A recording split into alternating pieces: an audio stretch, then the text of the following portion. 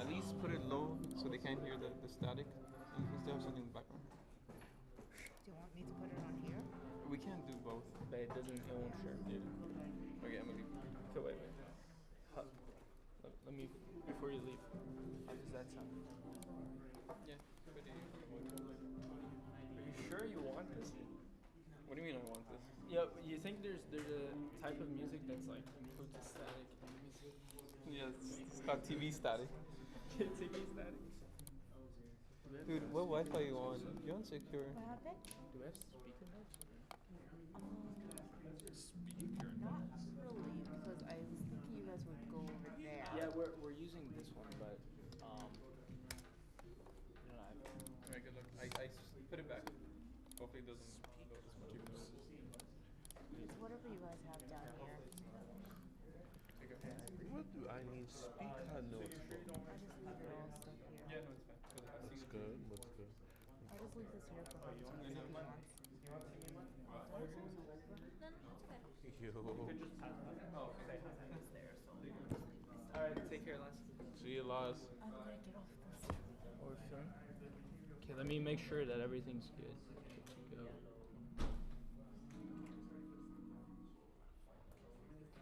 I don't know. I feel like we should do without lo-fi because it's lagging a lot. Whatever you want to do, boss.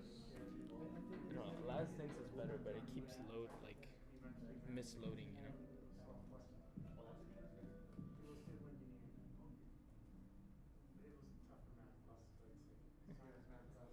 If I let it load for a little bit and then go back, Yeah. I don't So know. then it won't buffer. It's still buffering. My laptop, man. So what do we think?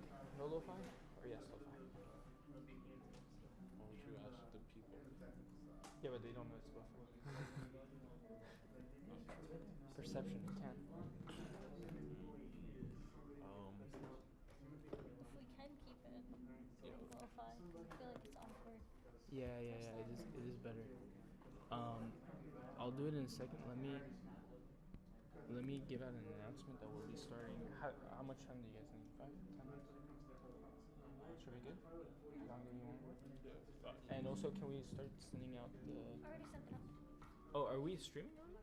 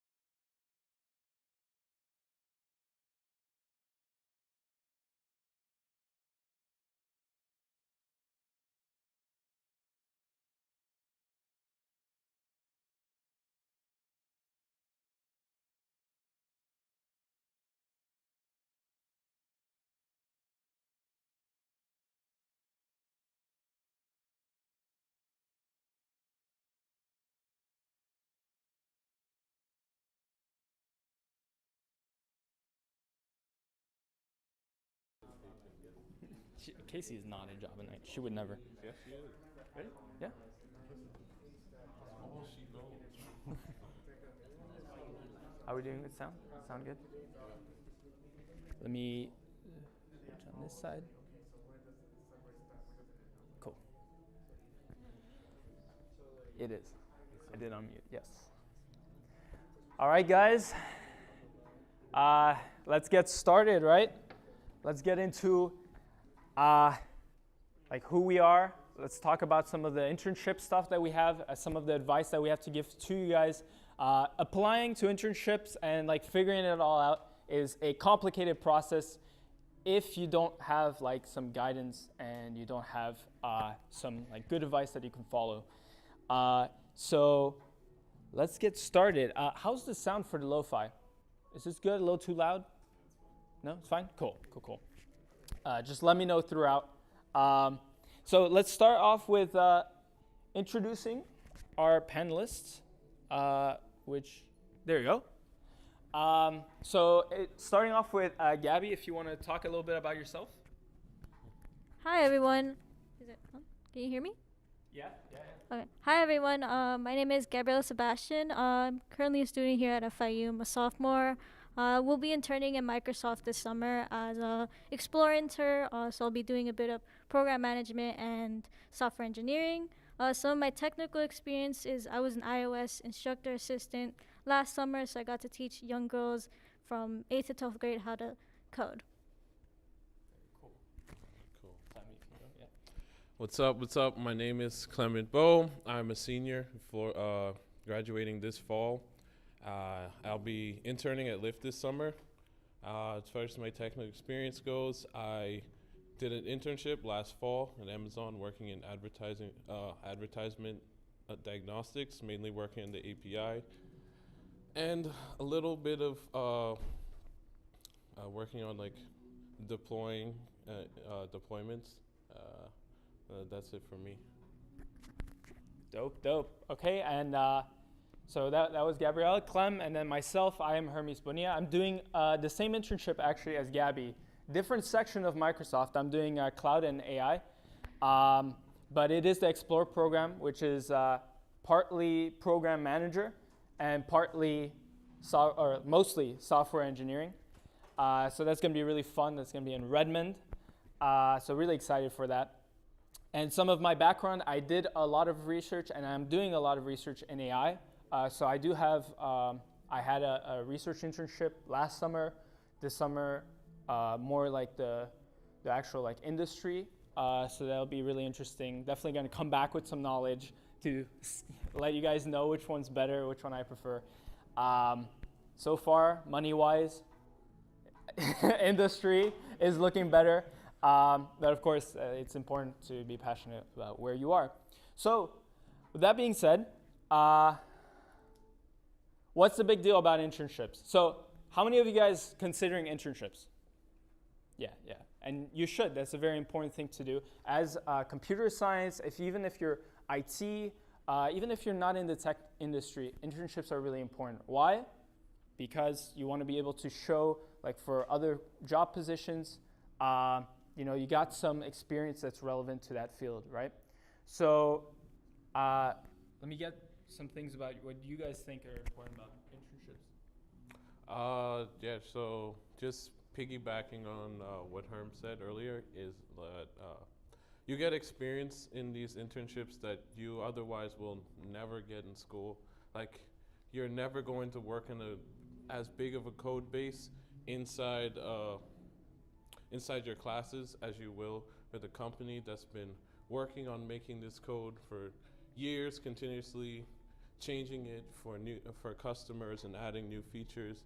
And so you're going to be able to hop into an environment where it's like,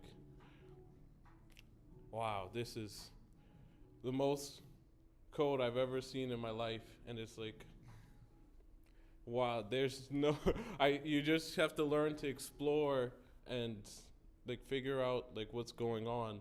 Like these are skills that you don't really get from classes. Most of the things that you're like expected to do, like you're basically told, like you're told what to do for your assignments, but like for your intern projects, it's gonna be like, you figure out what you need to do to deliver this for us.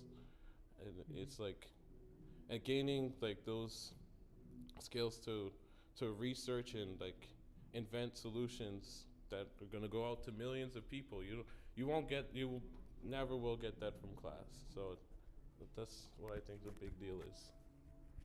Yeah, and something else that you gain that's really, really crucial when it comes to finding jobs in the future is you're going to gain a large network with professionals in the actual field. You'll gain a lot of mentorship from people that have already been in your position before and know what they're doing, and gain long relationships with those people. So let's say you want a return offer from that specific company, there's a chance as long as you make good relationships with the people that you're working with in that company. Definitely, and to piggyback on that point, people change jobs, right? Like, you might have a good connection with somebody at your internship, and they might move to a company that is your dream company, right? And that connection still stays. And of course, it's a pipeline to full-time job offers. It's the best pipeline that there is, because they know you can do it. They know you can do it at their company. So, I mean, one thing that a lot of people don't know is companies spend like thousands per applicants, right? Depending on the company, they spend a lot of money per applicant that makes it to like the final rounds, both in time, legal, especially if you have an offer, legal fees, the people that work, the recruiters, and like all the pipelines that they have, all the like ways to advertise the position. So one, you're worth it already, right? If you make it to that part, and they really want to keep you, right? So it's not like a one-time deal if you do good. But yeah, so here's a good website to figure out some of like what's happening right now. What's the current market looking like, right? So like if you could see here, you have Netflix. Netflix is very difficult to get in undergrad, but I challenge you all. I want to see some Netflix internships. Let's flex on those Ivy Leagues, right? And show that FIU can do it. And Roblox as well. Roblox does pay very good. You would be surprised. But Levels FYI is a really good way to kind of gauge your things, right? Like obviously this is the high-end spectrum, but you can see some very good companies that are like in the 40s and the 50s, which is really a lot of money still, for internships, and it gives you a lot of data, right? Data is important because it gives you context. If you guys want. Speak about this. Whatever you want. I mean, take the next slide as well. Yeah, I think we just take the next slide because like, yeah. Here you go. This slide is moved. All right. So, how do I get an offer? Wow, thanks for this question. How do I get an offer? Well, there's. Oh, wait, what's that been? Yeah, there's like no straight path. Like, obviously, you're going to have to pretty much navigate it however you want, but there's generally, there's like a general guide for like what we usually tell people for how to get an offer. And the first thing is, wait, is it already showing? No, it's not. Personal projects. Yeah, so for this, like for your personal projects, you can pretty much do like there's a lot of range for what you want to do for these personal projects. Like just you do what you enjoy. That's usually the advice that's given. Like if you're interested in getting into mobile development, then try building some apps. Like you don't have to make a startup that's gonna that's like could potentially become a multi-billion-dollar company. Like if you make a You could. Yeah, I mean you can, yes, you can. But know that you don't have to. It's like the important thing is to see that you're going out there, you're curious, you're learning these new things, and you're going to and you're somebody who's continually growing their skills. So, Okay, well. yep. So another thing that might interest all of you when it comes to personal projects is online courses. So things on like Coursera or things you might find online. Sometimes they'll have you do like little small projects or personal projects. Those projects can actually be put on your resume or portfolio. I know there's one website, if any of you are interested in front-end development, that teaches you how to do projects in HTML and JavaScript. They actually make you do like small projects, but you can actually put those projects into your resume and GitHub repo. And I think that's just a good way of kind of showing recruiters that you're continuously building stuff and that you're excited to keep programming. I was gonna say, if you're curious about what some projects can be, let's share some of our projects, what we did. For me, I build, so this was based on a YouTube video, right? So you can, take a tutorial and put it on your page. I did alter like some of it after the video, right? Because you want to show like your individuality, right? Everyone can follow a tutorial. Well, actually, not everyone can follow a tutorial, but you want to show that you can go a little further than that. So mine was like a Space Invaders game, right? And it was using Python and showing like how you can use classes and so on. I also did like a tic-tac-toe, like on your terminal, and so that shows a little bit about algorithms and I use Python, so like that I could use Python. My code, they probably will not go through your code. That is actually a big tip. Because they're just way too busy. Like they actually don't check GitHub that often. You should have a GitHub and use it personally. But that's something I learned that I thought in the beginning was super important. But yeah, what about you guys? Share some of your projects. Projects? Let's see. So I shared like one of my first projects I did for one of my projects I did the first one I did. It was a hurricane preparation website. All it was like a little, it was like a little Flask project, like small website that showed like, shut up. Like, here's how you prepare for hurricanes. And it was like, it had like information on what you should buy, what you should do to your house. And then the little thing that I added with Flask was, using the person's IP address, like showing the location of hurricane shelters near them.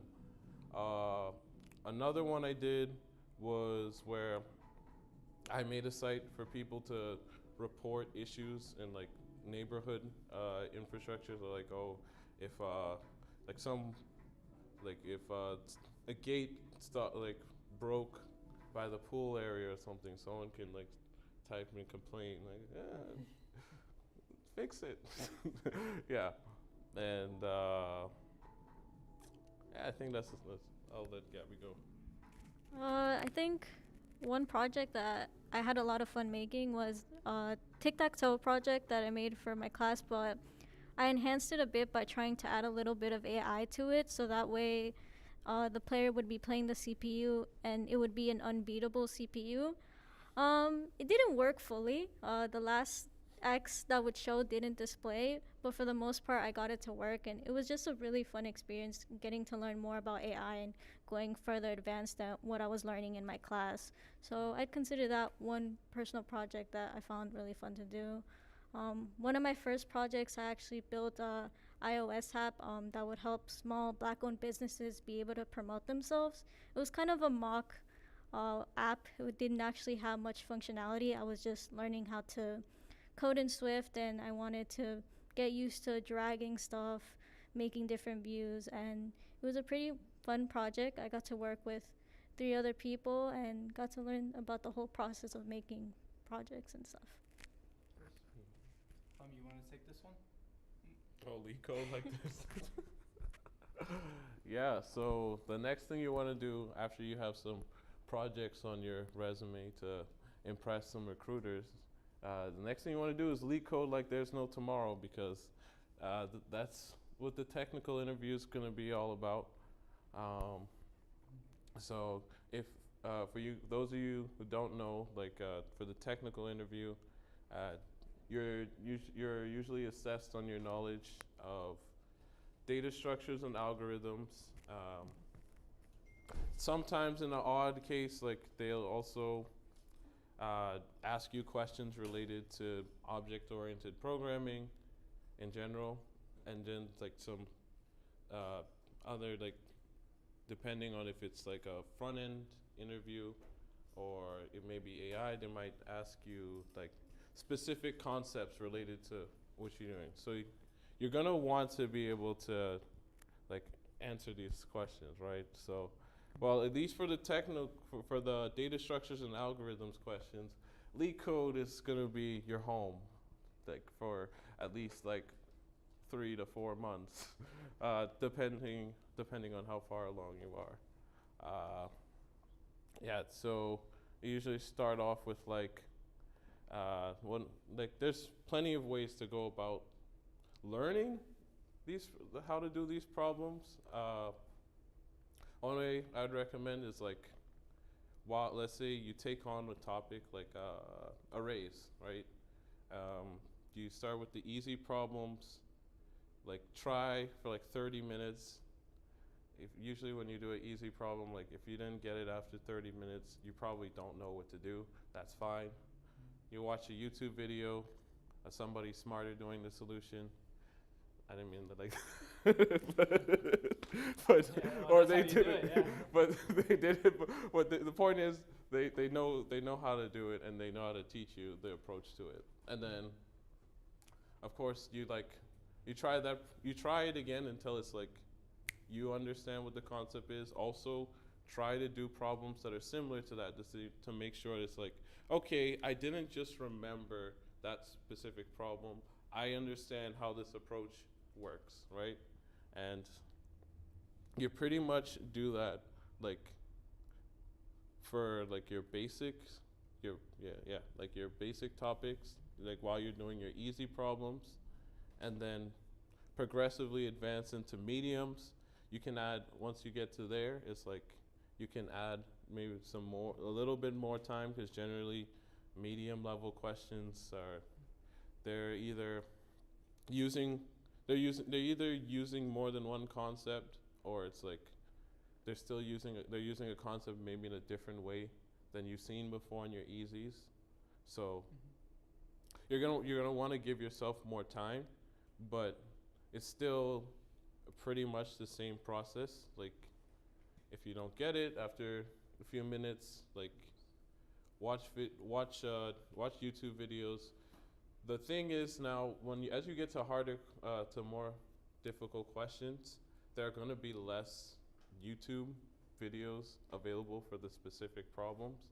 So this is where you're going to gain one important skill, which is being able to read other people's code.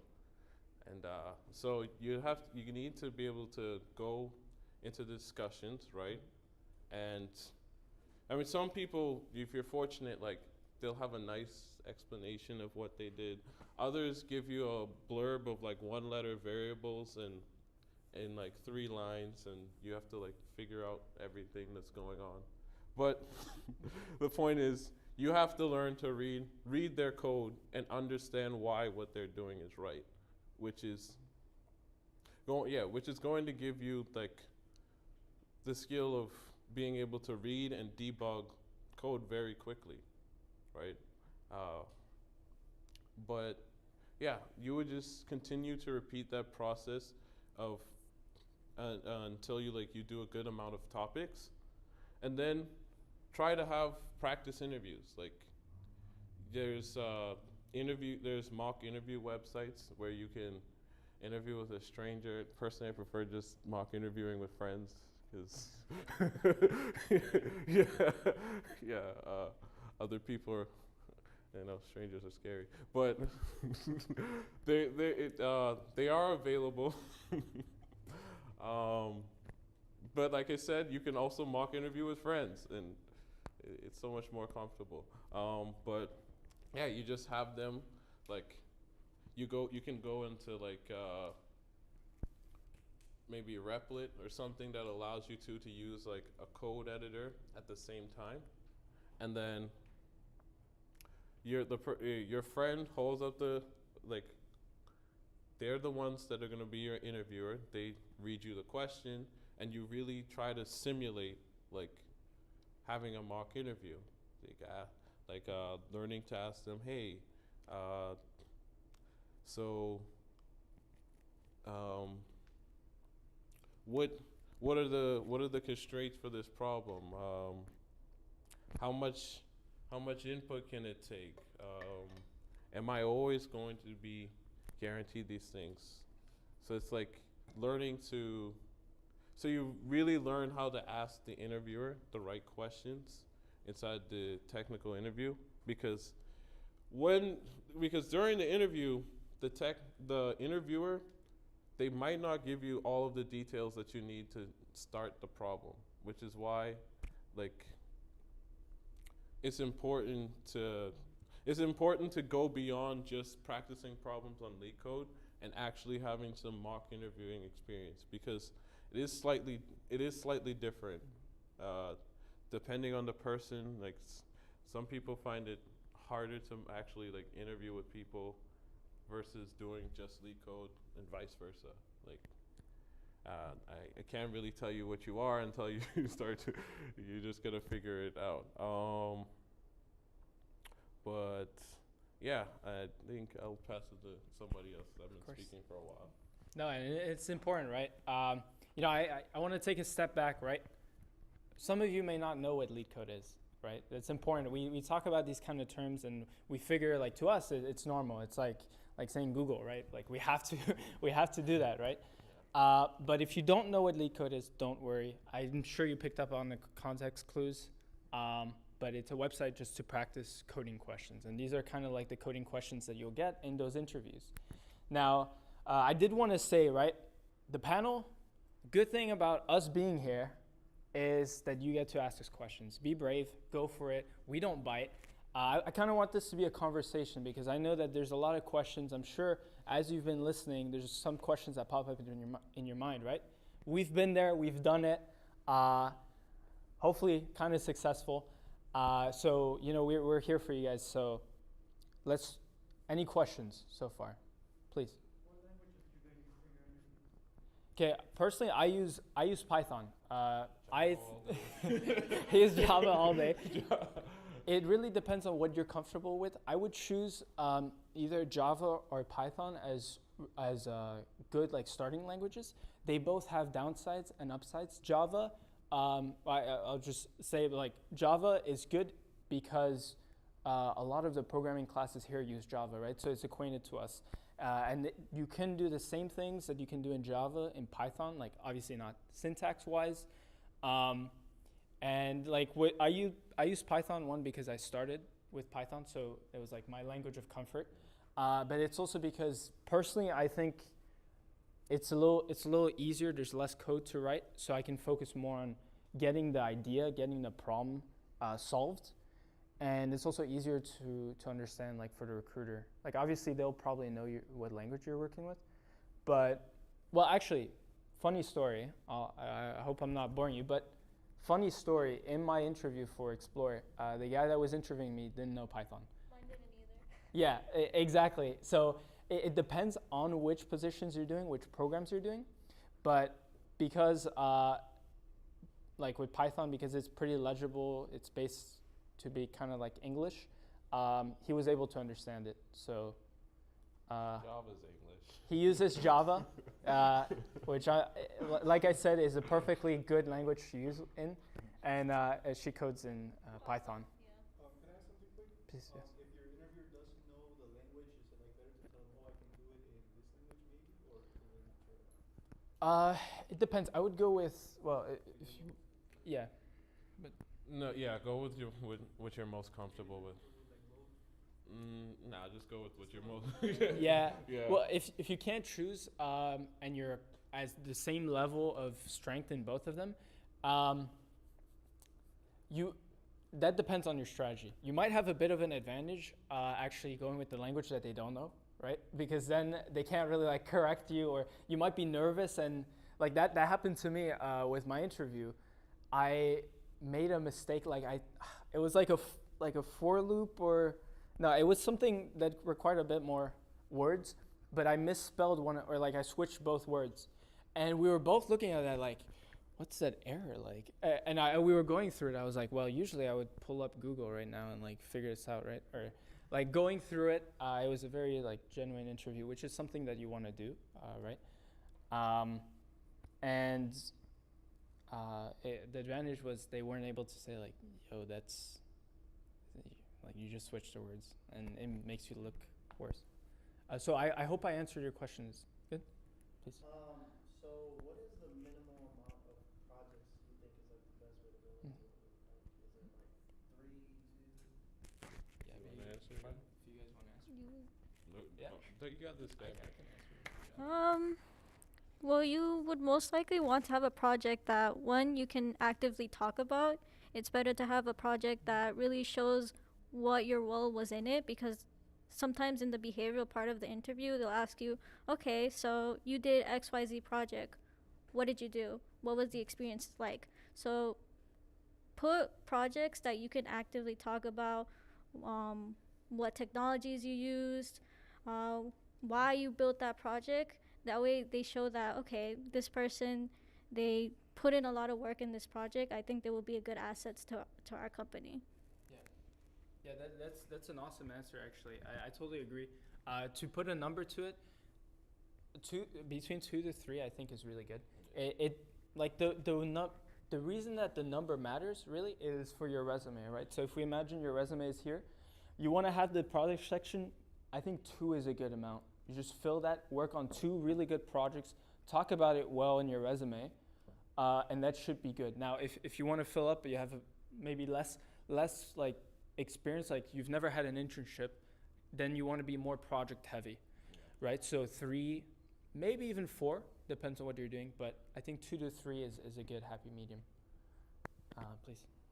On your resume, let's say I have no interview experience, would you put your classes, the classes you've taken, as in like instead? So usually for that, you have like your education section and you'll put relevant coursework. Now, if you have 0 experience and you're like, can I put my classes? Instead, try thinking about a project you did in a class, right? So you might have been in programming 2. I know for me, Kianush gave us a hard assignment for people that are in Kianush. You can maybe talk about that project. Like, here's what I implemented. I worked on like OOP or something, right? But I would say I wouldn't put the classes specifically, but rather something you did in classes, or find different things, right? Like the project or like coursework that you did somewhere else. Things like that. What do you guys think? No, I agree. Yeah. Any more questions, please? Yes. I was gonna ask, I believe there are platforms like LeetCode, right? That is paid for. Is LeetCode's free, yeah. LeetCode's free. You Yeah. could get LeetCode Premium if you want. They have like a section where it's like top ask interview questions. Actually, a cool thing that LeetCode has is in its Explore area, they'll have like little sections that say, okay, this is arrays, and it'll give you example questions of arrays, linked lists. So that's a good thing to look into if you want to start at, okay, I'm going to look at this specific concept in data structures, and you just go through all those questions. Yeah, totally agree. But it is, you can go and be fine with free. Like I don't have LeetCode Premium. If you're really on that grind, you could get LeetCode Premium, or there's some people that already share the questions outside of it. Yeah, that's so true. you can get it from there. It's like $40 a month, right? How much? You should It's know. like 35 a month. Yeah. It's crazy. Free is It's fine. probably still worth it.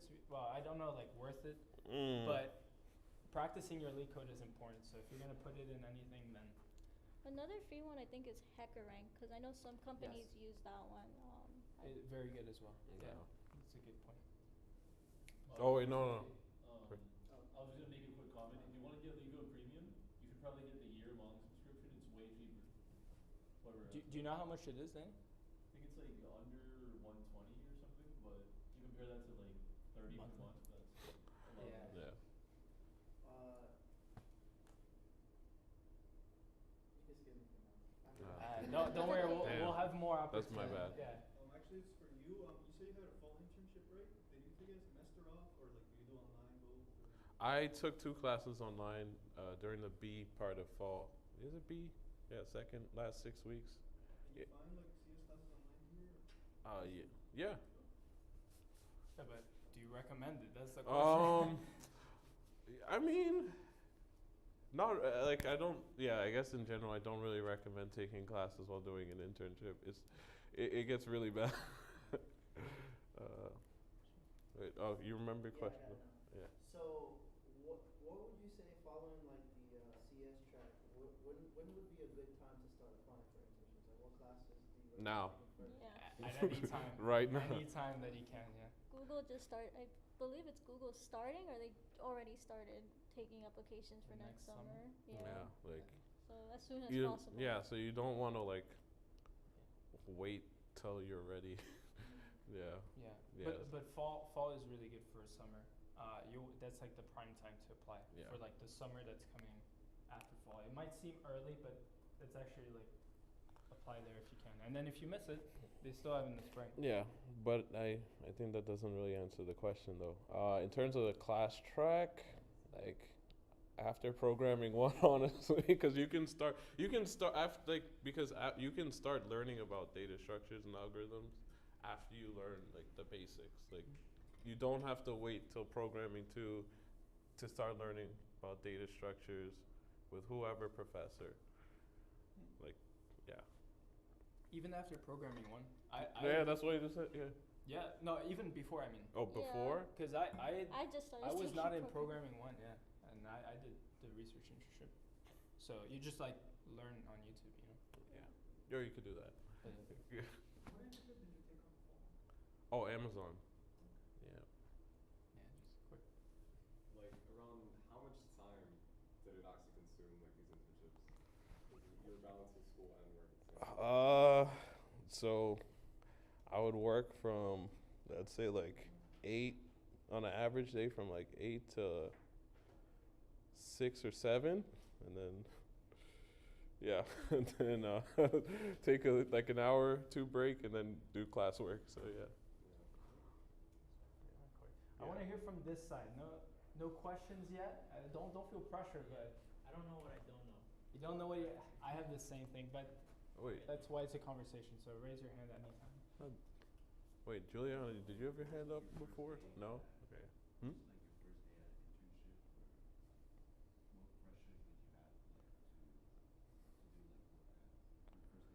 Oh, first day.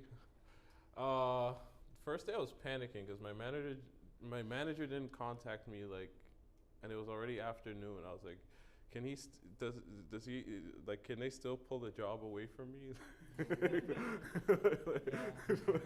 So I was pretty concerned. But after that, like, I mean, of course you feel the nerve to like succeed, but then like when you first get introduced to everything, like telling you like it's you realize how huge the company is, and you like the genuine like struggle becomes, okay, will I be able to keep up with all of this, because like this is a lot of information I have to do in like a very short amount of time.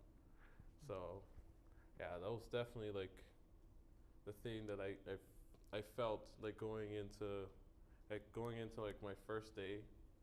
Like it's like they started introducing, because the first day we had a lunch and learn. So this is basically like sessions where they talk about like the system at large, right?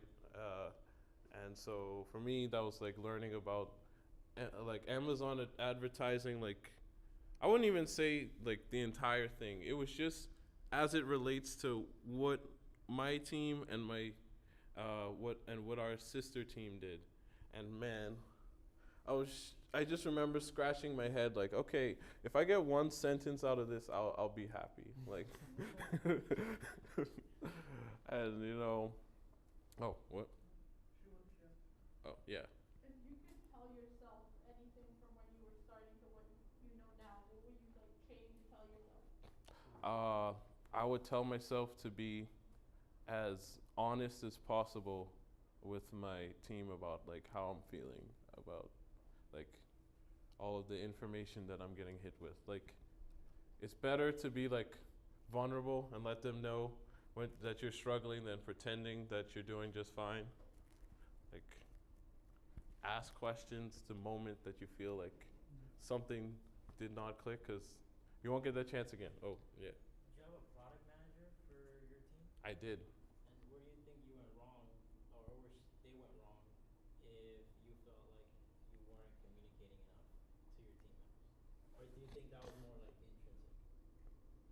You blocked yourself from doing it? I think it was more myself than my product manager, because it ultimately, like, it's on, like, the product manager doesn't have anything to do with like how you're like taking on your work and handling your work. You more or less choose, along with your like manager's guidance, how much work you're going to be taking in on a weekly basis. So yeah. For like the internship that you did, what was like your jobs to actually do? And like, do you think you were prepared enough just from taking like basic structure and programming classes to do it? I can answer the second one fast. No. The first one. the first You gotta give some hope, right? No, but Yeah, but you too. No, Like, I I learned along the way, obviously, but I mean, just like I'm saying, like, if you like, you're not going to be ready based on just like coming into the internship just from what you've learned from classes. Shoot, you wouldn't be you wouldn't be prepared even if you like were coming off from doing like personal projects or even having a previous internship. Like when you're in like big company, well, maybe a little bit with the previous internship, but when you're in like like a big company like that, there's just so many things they have that like you won't see, because one, they sometimes the stuff they're using, it only exists at that company. So it's like unless you're working there, you're never going to see it. Or it's just stuff that like things our classes just never get to. Whether it be like how do you say? Yeah, whether it be to like write code in a way that like is consistently like reusable and organized, or applying some of the things that we only really learn conceptually. But yeah. For your interviews, did you guys do it remote or are you guys flying over there? Did all my interviews remote. Remote, yeah. Remote, yeah. But some do on-site. Like definitely, like I know Google does that. If you get to one of the final rounds, usually I think like the on-site things are more for full-time. There are some internships that do it though, and like will fly you out, like pay whatever. But those are like usually harder, and it's for the final rounds. I accidentally So I know you're doing research right now. How does that work with your internship? Are you going to be leaving your research, or are you doing it at the same time? No, I told them I'm gonna be doing my internship. I told them about it. They're very excited for me, especially because they're at FIU. They understand, and all the other team members, they do the same. So I will not be doing anything for the research. You got to focus on your internship at that time, I think, and they understand that. So you just let them know. And how I tackle it is I say, like, when I come back in the fall, I'm gonna have even more knowledge to be able to add to this team. And so then for them, it's like, yeah, of course, go for it. And like they're happy that you got it. So then you're still part of the research team? Yes. I mean, that's my experience with the research. I mean, I don't think any research professor is gonna be like, okay, hold up, like, no. It's usually a positive thing. You're gaining more specific knowledge and so on. Do you guys have to make like a cover letter or do anything additional? Because I know there's like resumes and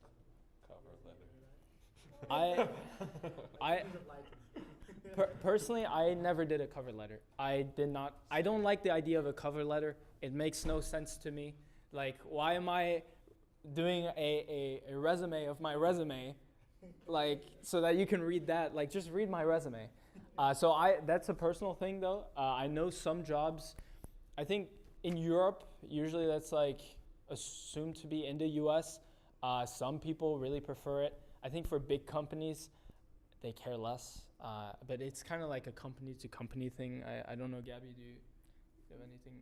Yeah, no, I don't have I only wrote one for a professional technical writing class. I've never one just for that. just for that class, but no, usually they don't really check for cover letters. Someone have a question? How do you find your research? The research opportunities here at FIU? Oh, so working with the professor that I work with, I cold email. Just finding a professor that I had interest in, send them an email, and tell them like, hey, I'd love to do something like this. And what I was suggesting was like, say at the time I was interested. It was way above my pay level, like my pay grade. Not really, you couldn't do it, right? But it was like deep. It was called a hyperbolic deep learning, and I had no clue about it. Nobody in that team would have a clue about it. So, kind of like the point of that is it's okay to say like, hey, I would love to work at your lab. Say something specific, even if it's totally not what you're going to work on. But just cold reaching things. And I think that goes well into what we're going to cover next. I will take your question though, but that is an important point. But go ahead. You had. Oh yeah, there's like professors. Most of professors here at FIU, like most of the professor base are research professors. So like I just saw in FIU, or sometimes you hear like, oh, this professor is doing that, but you could search really easily like FIU research is something specific or just general. They have directories. I think sometimes on the mailing list they'll send like opportunities as well. Like if That's it's true. on the CS mailing list. That's true. And then you see like those professors are specific to this lab. Like a lot of them own labs here. But yeah, so keep asking questions. Like we'll pick you guys throughout. But that's a good point to networking, which is really important, right? So one, cold emailing. Introducing yourself, saying that you're interested in something. Now this is more for like faculties, or if you have the email, you can kind of do the same with LinkedIn. Except, you're not sending an email. It's more casual. You actually have context about what the person does. They have context about you. It makes it a lot more attractive for somebody to say like, wow, this guy did this, or, he's at FIU. I'm at FIU. Let me listen to what he has to say. Sending connections. Personally, I like to always do like a personal note because, I get a lot of connection requests and it just gets lost, because like granted everyone has different profile picture and so on, it varies, but if you have a personal note, it will show like the note right there, so immediately you pop out, and that's kind of the point, right? With networking, you want to stand out, and so I guess some of the ways that you can do that is as you grow, like for example on LinkedIn, your network, you tend to see more and more positions come in like, oh, this recruiter is looking for these, like this sourcing talent and so on and so forth. And let me get an idea. How many of you guys have a LinkedIn? Let me see. So most. If you don't, you should get on it. Yeah. If you do, drop it in the GDSC Discord. Let's all get connected. That's already like a few people. It is important. So I do say that.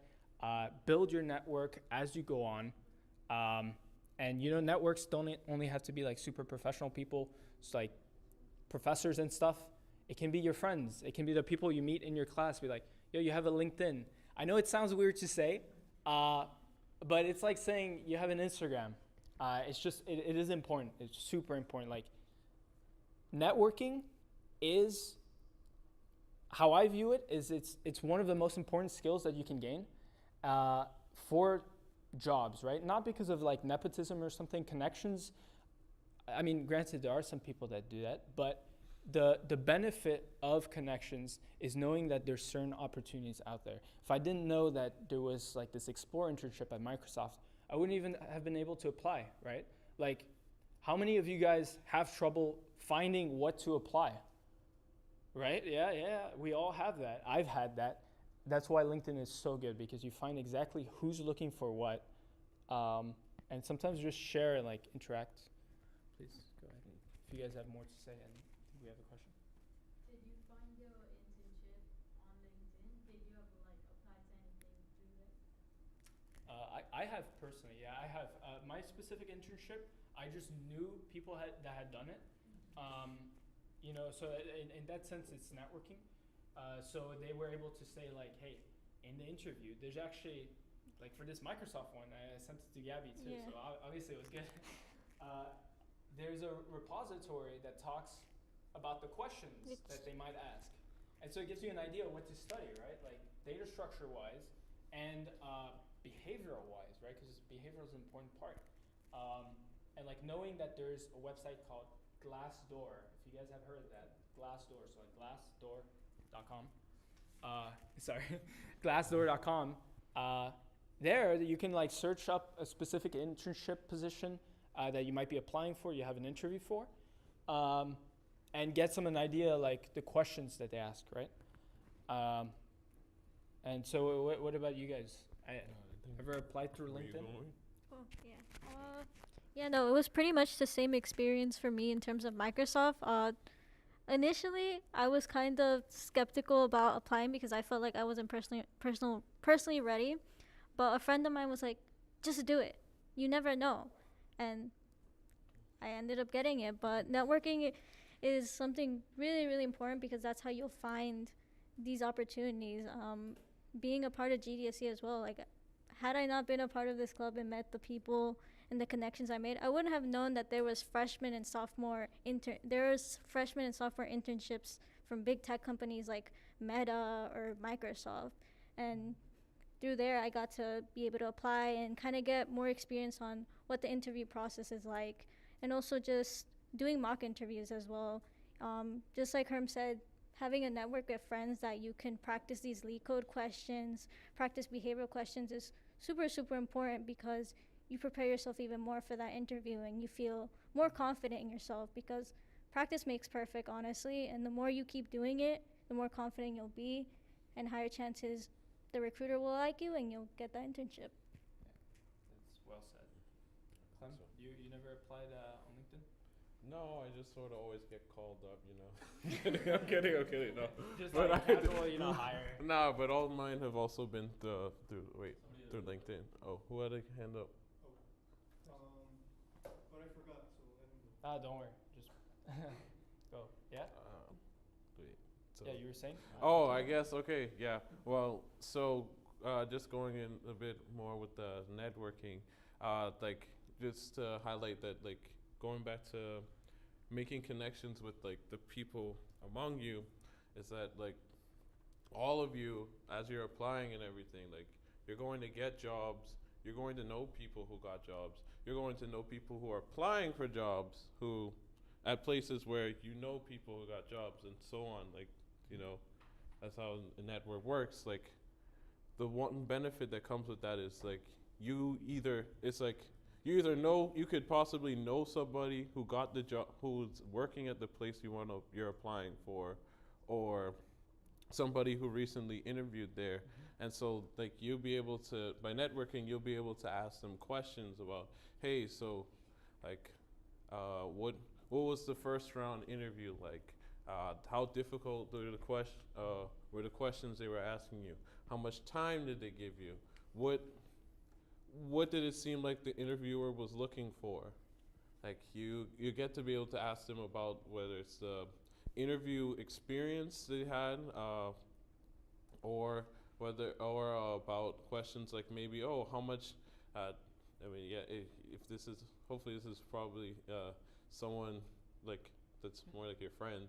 But you ask them how much did they offer you, you know, like if they're comfortable with answering that question, like so you get an idea of how much you should be expecting to get offered when it's time to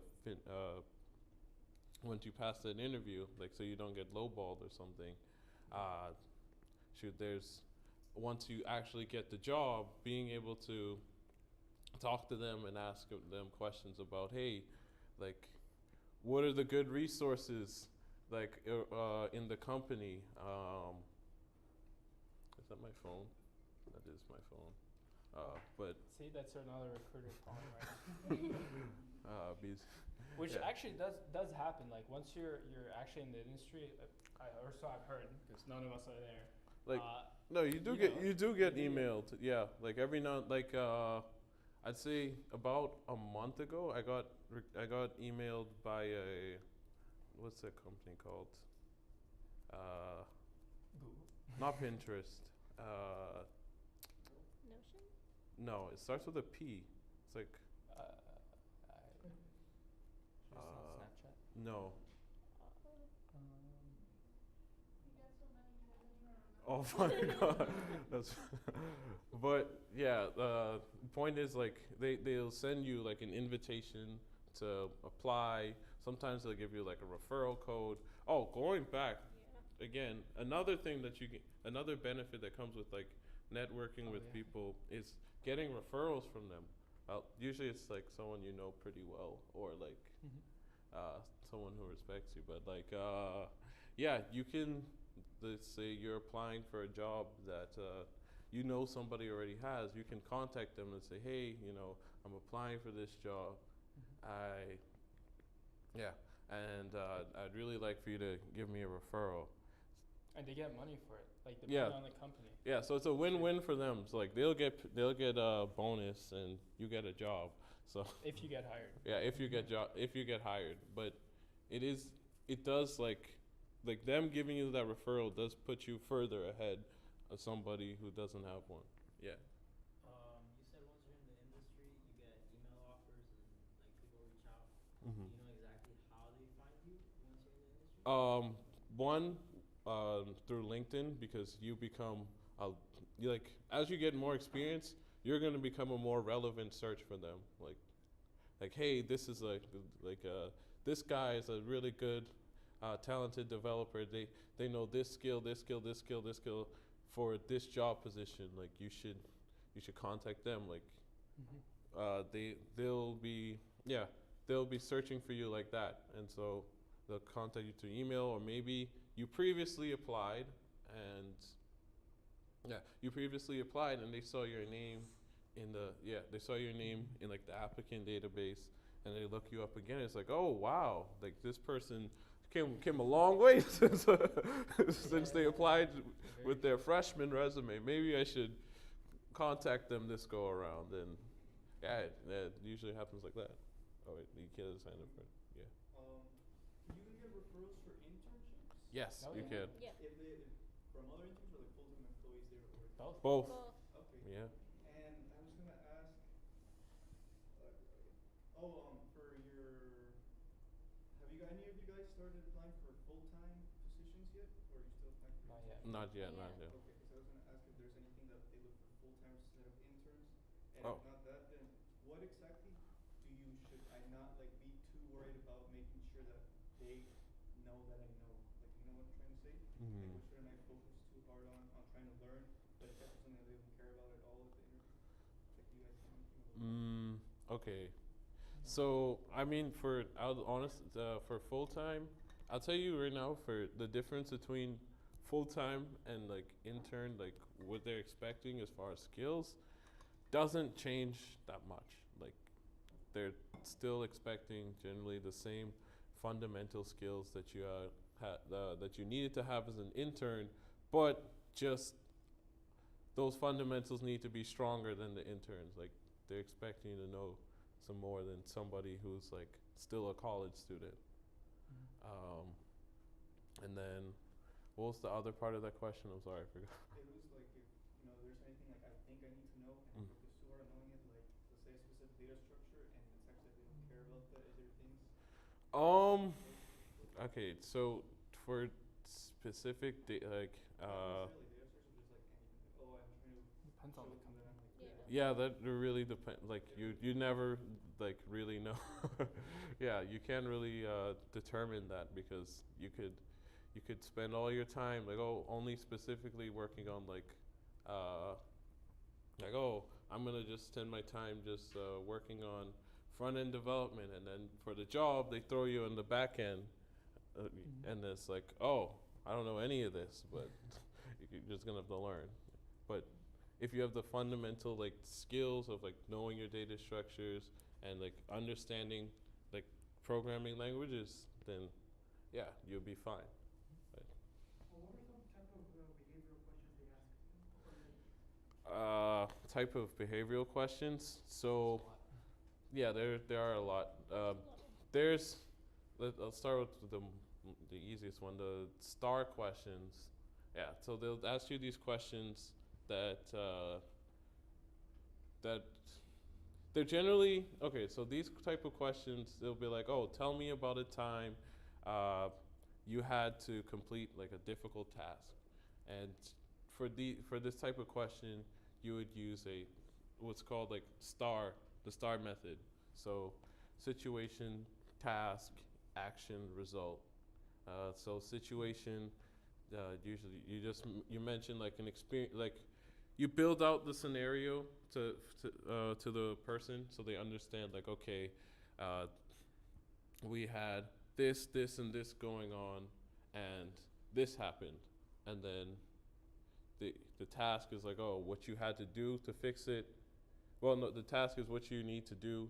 Action, what you did to accomplish the task, and then result, what happened as a result, and like what did you learn, your takeaways, whatever. Do you have an example specific? On Uh, the spot? oh boy, you. Talk about a time you failed and you had to maybe reconsider something, or if you didn't do it, what would you have done? Talk about a That's time. actually one. Okay, yeah.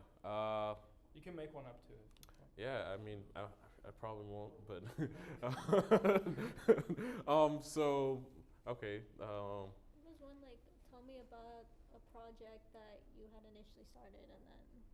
Yeah. Yeah, so it's essentially the same question, but I guess more technical in the sense. Yeah. Specifically about a project. So I'll just go. I failed something, and okay. So all right. So during my internship, I was supposed to be deploying my project. Like, I was 2 days out from deploying my project, and there was one feature that that I still hadn't completed, and I told my boss, okay, like by tonight, like I'm gonna get it done tonight. It'll be done by the morning, pushed and everything, and the night goes by, and I didn't get it done. So I was pretty much scrambling.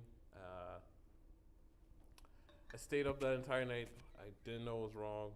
It comes in the morning, and I had to report to him like, hey, like, I know this is supposed to be deploying today, but I don't have it done. And then I was like, okay, so what went wrong? Like, why weren't you able to get this done? We started like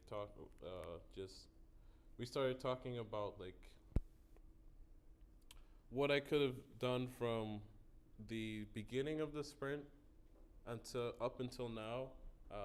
Like, I guess working backwards to figure out like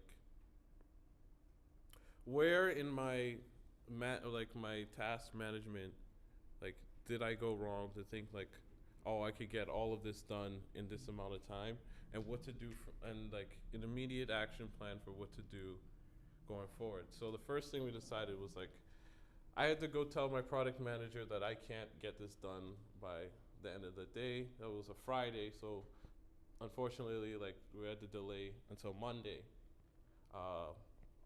And then I also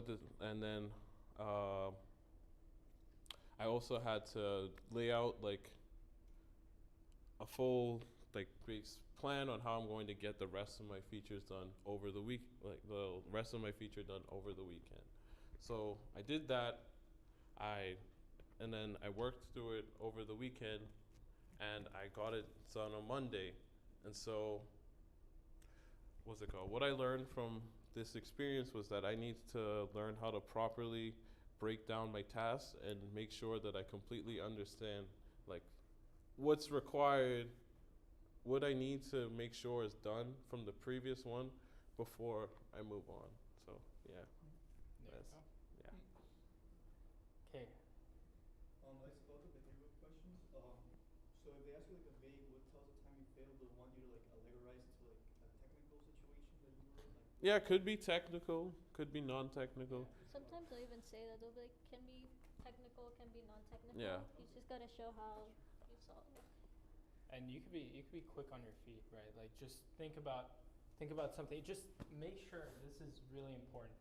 Make sure that it's specific. When you're talking about your situation, mention specifics, like the context, right? I was working at this company. Here's what we were working on. Here's the like, somebody was waiting on my feature, right? Or somebody was waiting on my task. So that's the context. Oh, I understand. Pressure, right? Action. Or no. Situation. Task. I understand the task. Talk a little bit like directly exactly what you needed to do. Action, what you did to take. So I spent the weekend, made out this plan, spent the weekend, did it. And then really important what you learned, right? That's the most important part. Just like make sure you're specific and say like, here's what I would do next time. Here's what I took away from this. Because what they're trying to understand with behaviorals is, yeah, how your behavior is, right? Are you like somebody that will go and like bounce back from this? Are you somebody that will go and take the initiative, find something out? If you have a problem with something, are you gonna figure that out? And if you didn't do that in the past, are you gonna do that now? That's kind of thing. Hey, Gabby, I don't know if you. Oh yeah, so I guess kind of going to an example question that was pretty vague. So for my Microsoft behavioral interview, they actually asked me what was a time where, let's say you were in a group project and someone didn't submit something on time, so kind of like a deadline. She talked about, I'm pretty sure we all worked on projects, school projects, where you had that one person that didn't do their part. So I kind of talked about my experience in high school where that happened to me, and I talked about how communication was important.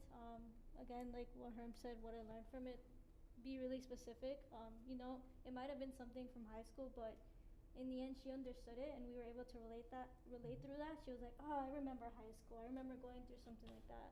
So just thinking of a specific situation, could be non-technical, like I said. Just knowing and remembering it and talking about what you learned can create a really great conversation with the recruiter, and it might be really memorable to them. So when they're looking back at applicants, they're gonna be like, oh, I had this really interesting conversation with this specific person. Yeah, that's actually a really good point, right? Like the having a genuine connection matters a lot more than you think. You might have all the skills, but if you're doing like behavioral and technical, the behavioral is really important as well. Because at the end of the day, we're all humans, and I've seen like so many memes where like recruiters like I was vibing with this person in the first 5 minutes. I knew I was passing them to the past the second round, and like obviously the second round, the final round, make sure your technical skills are good. But in the behavioral, it's all about making that connection, showing them that you're an actual human, that you have really admirable traits, and that you would work well in that culture, in that company. But you had a question. I just wanted to know resources to find questions to practice behavioral and technical. Yeah, so technical, we talked about lead code. Lead code is a good one. HackerRank is similar. So that's for the technical aspects. There are more websites. Do you know any additional?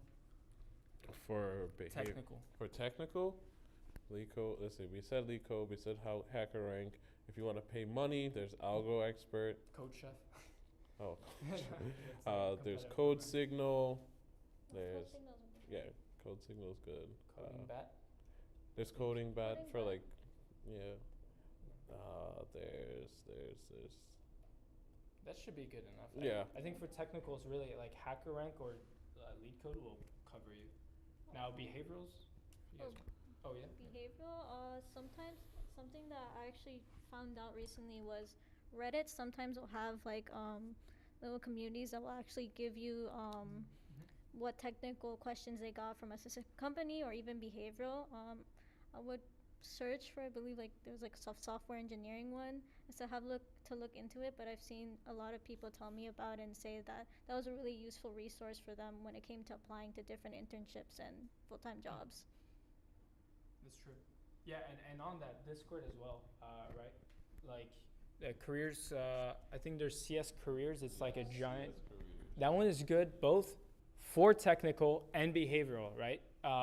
They have a bot that you ask it to give certain company questions. Like, there's a command for it for like Microsoft, and it'll show you like how many times people have claimed that they got this question and like all the questions. So that's a really good thing. Also, I don't want to keep plugging us, but ask like in these kind of like community servers like GDSC or like other servers at FIU or even like in other universities. That's like a good way you can ask specific questions about like, hey, what did you get for this one, and so on. Glassdoor is a really good one. There you have both technical, people will say like, I got this exact question, or I got a question about trees, or they asked me like, what was a difficult time in your academic career or stuff like that, and you can really like company-based. Yeah, what's it called? Glassdoor will usually have the behavioral interview questions they were asked, they're usually like 100% accurate with it. Yeah, it's true. I've seen one, and then you practice it, and it pops up like. Right yeah, it's like.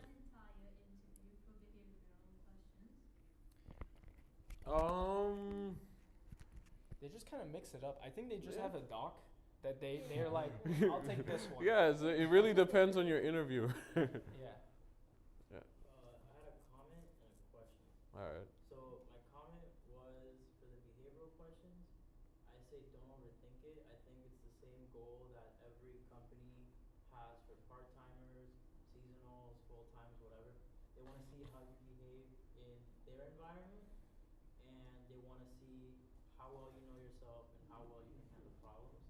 I think if you just look up on Google like common behavioral questions, like any would work, because at the end of the day, it's going to be a self-reflection and you sort of getting comfortable with yourself and how you see yourself and how you can like project that and sell yourself and market yourself. Wait, before you go on to your question, to add on to that, yeah, that is very true. Think about it like a building block, right? Like, know your resume very well, right? Like, if I'm able to ask you, you should be able to tell me like specific, like I have had interviews, I just have my resume in another tab, just in case I blank out or I just need to look quickly. That's actually a benefit of LinkedIn, because I do not remember the dates that I started, right? Like, I'll go back to my resume, like to my LinkedIn to build my resume and look where that is. But I was gonna say with that, right? They might throw you a question that you didn't expect. I've had this several times and it throws you off so much. One, don't be afraid to say, can I have a second to structure my thoughts and get back to you? Mm-hmm. That might buy you a bit more time. And actually, important thing is you need structured questions. They want structured thinking, like give it to them really easily. And two, if you build work, use the STAR method. That's a really good method. If you work on your skills like that, one, that will come naturally. And two, if you know your resume, you can build on that. So just practice a few of those like vague questions. Have a time that you had to like push for diversity, right? That's another question that I've gotten before. Like, what is a time that you made sure that diversity was like in your team and your whatever? And so please go. Question. Oh, no. So my question was, you said if you nail your first round of like, I guess the internship process, the application process, make sure you know your technicals by the second round. So I'm like new to this, so I'm not really sure. So I wanted to ask how, like on average, how long is between rounds? Oh yeah. Wow. So I guess let's talk about the whole interview process. Like not the whole interview, but like you get the interview. Because I realized that's something that maybe we didn't talk about enough. you have a phone screen. Yeah. Yeah. Okay, one, it depends on companies. Yeah, it depends. It really depends. Some companies literally will have one interview and that's it. Very rarely though. With big companies, usually how it works is you have an online assessment, which is like a coding question. Just you. Nobody else, just you. You get like an hour or 2 hours or 3 hours to solve a certain amount of questions. Some of them do that.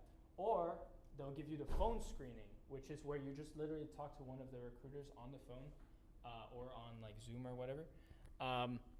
And that's purely behavioral. You will not be asked like technical. They might ask you, depending on the company, like technically behavioral question, I guess you can consider it, where it'll be like, tell me what an array does. Like, what is an array? Something like that. Then you'll usually have, you pass the phone screening, you'll usually have your first round interview. Some companies make this completely behavioral, so you can usually expect that. Your recruiter will tell you. But, and then some companies have behavioral and technical. And usually on the second interview, meaning you pass this one, so usually there's 2 main interview rounds. This will be, you can be guaranteed to have a technical question. Not all the time, but assume that you're gonna have a technical question. And yeah, I don't know if you guys have anything to add to that. Thank you. How many technical questions do you guys get like early in the interview? Depends usually, but it's usually like 1 to 2, like per interview. Depends how fast you solve it too. Yeah, Yeah. it does depend on how fast you solve it too. Yeah, so 1 to 2 would be a good amount. Yeah. Have you guys told your families how much money you're making, or do you just vaguely tell them?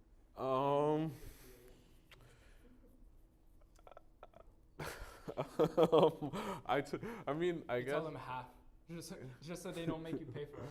Yeah, I mean, I told my mom, but then I didn't tell anybody else because wasn't comfortable with it. Yeah. Yeah, we did. Have you? I just told pretty much my close family, and like, that's it. Same, yeah. I guess it depends on your family, like how your relationship with them, and like if they ever steal your money, right? But no, for me, I was transparent. I didn't really mind. If they're gonna make you pick up the check, say half. Yeah. Split it in half. Say a quarter. A quarter. Right there. They're not paying me. They're not paying. Yeah. But So to get this clear, so it's gonna be like round 1, and then immediately after. oh yeah, sorry. Depends on the company again. That really depends. But usually they give you like a week Yeah. in between. But there are some where, like, especially full time, I've heard, like, I think this was a LinkedIn engineer data science. This was like full time, right? They had like 6 rounds in a day. Like in the morning you start, it's like a full day, right? And then right after each other you have like lunch break, lunch talk, stuff like that. They had like crazy amount of rounds. Usually for internships they give you like first round a week or however much, and then the second interview. If you pass, of course, assuming. Yeah, that's why it's important, like, before you actually go into the interview, you do a bit of research on the company to know what the interview process is like. And especially in the behavioral part, they're gonna ask you the big star question, why XYZ company? Yes. You Oh wanna my know god, the why. worst question. You wanna that's do important. research on the company, you wanna know something that's a good tip is look at a specific project or feature that they are building on or working on. Mention it, say that it's something that really interests you and you're excited about. You want to show them that you're knowledgeable about the company. You don't want to just tell them flat out, oh, I'm applying because I want a job or I want money. What did you do for Microsoft? For Microsoft, what I did was I actually believe it was like the week before I was looking through their blog. They have like a Microsoft, I believe it was like engineer blog they have, and I looked at their research team. They actually had a really interesting project that was to help people with disabilities be able to use certain projects. One of them was like to be able to program algorithms using a feature that was similar to Scratch. So it was like a drag and drop thing where they were able to code, and I found that to be really interesting, and I brought it up in my interview, and I said projects like these are what make me excited as a programmer, because essentially what I want to do is to help people. And I think the recruiter really liked that response, and it was something that I was really honest about. Yeah. Yeah. Yeah, I mean, Clem knows, like, when we interview people for GDSC, quick shout out again. No, but it's true. Like, we've had people that come in and they don't know anything about GDSC. Like, you don't have to, for example, be in the company to know about it, but it's like, like, we want to know why us, right? There's like a bunch of clubs, or in this case, like companies. Why us? And then if you come in and you're like, I don't really know. I didn't really know about you guys. I just kind of found it like on LinkedIn, and I was like, yo, this is kind of cool. I've heard of Google before. Yeah, like we talked about that, Yeah. right? We're like, why did you apply? So, to get a job at Google. Yeah. It's like for the money, of course it's for the money, right? For my resume. Yeah, of course you do it for the money. That's why you get a job, right? Or like for the experience. But choose something specific. Clem, what did you do for Uber or Lyft? For Lyft, why Lyft? I did it. I said it was like because I guess it's like because I'm kind of interested in like the rider safety space, because like it's something that's so hard to like really, like, it's a hard problem to tackle. So I just talked about that, and like I read some of the features that they've been implementing for riders to make sure like they're more safe during the process of their rides. Yeah. There you go. Yep. And if you want to research one, for Ford, I had applied and got an offer for Ford for like AI research. And for that one, I looked at like articles about Ford, like what they were doing in AI, and there was one of autonomous driving, and it was actually happening here in Miami. With like Argo AI, and I talked about that, and then like it comes across like, okay, you actually did apply to this company and cared about it, even though you might be applying to like 10, 20 companies, but once you get the interview, you could study for it. Like, you don't have to study before you apply. Just send in your resume and everything they ask. Yeah, and then like to find like information about like this, like kind of the stuff we're talking about, like how, like Gabby looked up like some of the like these guys looked at some of the projects they were that the company was working on. Like a lot of these companies have blogs. Like people will just write about like some of the experiences they had while like making these features, and like they really walk you through like exactly what was going on, like what was going on at the time, what the company like was looking for, what they wanted to do, and how they went about it, and what struggles they went through. Like they put everything in full like disclosure. Yeah. And it gives you context about the culture too. Yeah. They might talk about like Microsoft has like these core values and so on, and use that, kind of piece it together, make yourself a really attractive candidate. But yeah, I mean, he was mentioning about some of like important websites. These are some important websites. One we mentioned, Levels FYI. The other one, they haven't posted the 2023 yet because it's early, but they always have. That one is really good. Another thing, a lot of servers have like an opportunities channel, or like a professional channel. Go on that. If they have roles for that, do that. You'll get pinged like when people have interesting things, and like that's a cool thing about tech. Usually people are really friendly and like helpful.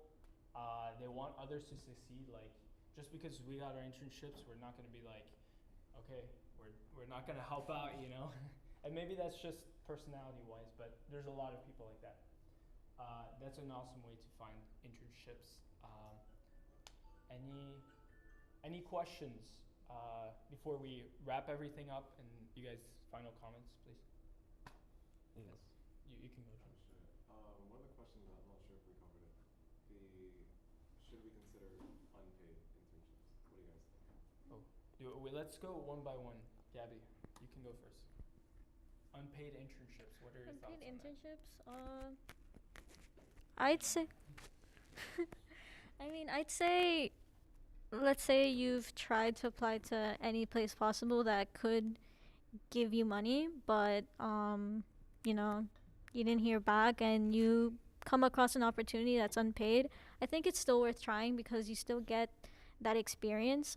You know, at the end of the day, companies, they want to see that you have experience, and it's kind of hard because, you know, you're going in applying without much, or well, let's say you haven't done much, you know, taking on any opportunity as an experience is really important. I think if it's legit, go for it. If it's something that interests you, just go for it and try it out.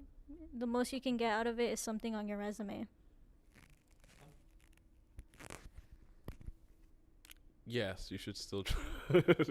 I mean, yeah, I think I agree exactly with what Gabby said. Like, if you're like having trouble finding an internship that is paying, you know, having experience is still having experience. You can use that and you can leverage it for your next internship, and the process will be a lot easier than having no experience at all.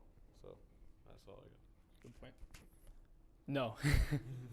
Now there are some exceptions. Like they said, it's you have to see it on a case by case basis. Personally, I don't like unpaid internships. There are some internships where you actually have to pay. Do not, under any circumstances, do that. Personally, I don't like paid internships, especially if you have to go somewhere, because you have costs. You have travel costs, you have food costs. At least cover that, right? And so it's not less, like, for me, it's not really about the money per se, although that is an important thing. It's more about how the company values you. You're doing work, you're spending a lot of time, you know, you have to commit to your internships. You're spending a lot of time doing stuff for them. Personally, I think know your worth. There's plenty of companies paying. I don't like that aspect. I think it's kind of like unless you're working maybe for a nonprofit or something you're really passionate about, which is one of the exceptions, I wouldn't do it. But you heard their opinions, so take whichever one. So for the ones that had the Google internships, is it, I might have missed it, is it remote or is it the Oh, the Microsoft?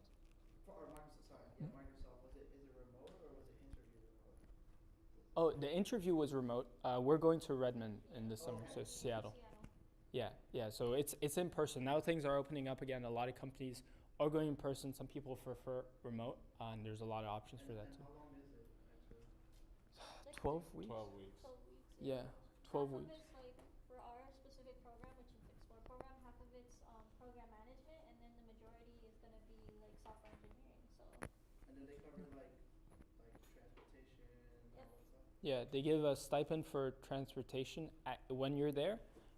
They give you a flight there and flight back. They cover, or if you drive, they'll cover whatever expenses you have driving. They give you a housing stipend or a corporate housing. They give you the transportation stipend or like a car rental there, and there's like a few more perks, but they usually cover that kind of stuff. My question was just for your like resume, what are some like technologies other than, you know, Java and Python, like your language, that you should know for internships or not? Well, we actually all have like different ones, so you can talk. You did Swift for a while, right? Yeah, for Swift, if anyone here does like or is interested in iOS development, I talked a bit about, in my resume I put that I had Xcode because Xcode is like one thing to deal with when you're working with a Mac. It's not in other, you don't really use, you can't use it in Windows or other types of operating systems. So that's one technology that I put that I specialized in. I put something called CocoaPods, which is kind of like a package that is installed in Swift that you can use to, it's a whole thing, but I included that because, you know, you don't see it a lot with people that don't necessarily develop in iOS. Right now I'm going to include Flask because I'm working with Clem on a project using Flask, so that will be something that will be updated on my resume. It really just depends on what you've been working with. I think any technology that you feel like you have enough experience with is something that's worth mentioning.